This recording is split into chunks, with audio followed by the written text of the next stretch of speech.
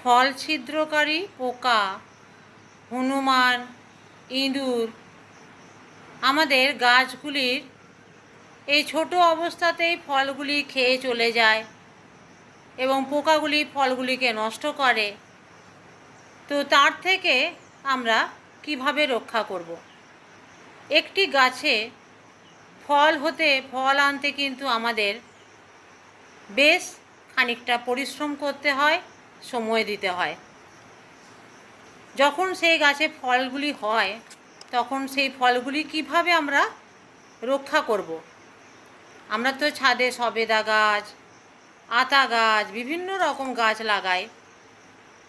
তো সেই গাছগুলিতে যে ছোট অবস্থায় ফল যখনই হনুমানে ছিঁড়ে ছিঁড়ে খেয়ে চলে যাচ্ছে তখন কিন্তু আমাদের খুবই কষ্ট হয়।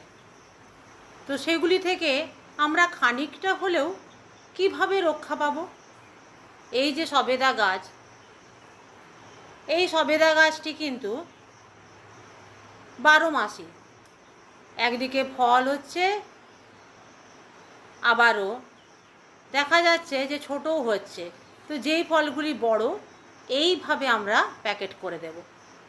এইভাবে প্যাকেট করে দিলে কি হবে? ফল ছিদ্রকারী পোকা কিন্তু আক্রমণ করতে পারবে না, 1 নাম্বার।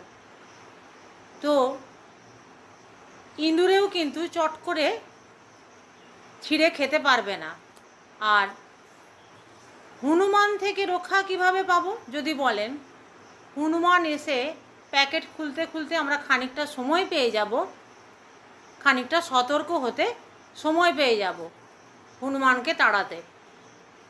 তো এই যে ফলগুলি দেখছেন, আমরা যদি প্যাকেট করি অবশ্যই কিন্তু প্রথমেই যেটা বলবো ফল ছিদ্রকারী পোকা থেকে রক্ষা 100%। ছোট অবস্থাতেই করে দিতে হয়। আর এই যে 12 মাসই বুঝতে পারছেন একদম ছোট্ট এইদিকে এসেছে, আবার একটু বড় হয়েছে, বড়গুলি আমি প্যাকেট করে দিয়েছি। সবগুলি এখনও করা হয়নি। এই আতা গাছেও যেই ফলগুলি একটু বড় হয়ে গেছে, আমার ছোট অবস্থাতেই করা উচিত ছিল, যদিও পোকা হয়নি।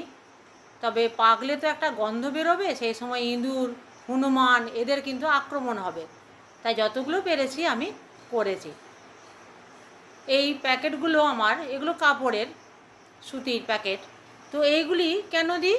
যাতে এয়ার পাস করে, এবং প্লাস্টিক দিলে কি হবে, প্লাস্টিকটাও ফুটো করে দিতে হবে যাতে বৃষ্টি ফিষ্টি হলে তলা দিয়ে জলটা বেরিয়ে যায়। যদি জল জমে যায় তাহলে কিন্তু সেক্ষেত্রে ফলের ক্ষতি হবে। এইভাবে টিপসগুলি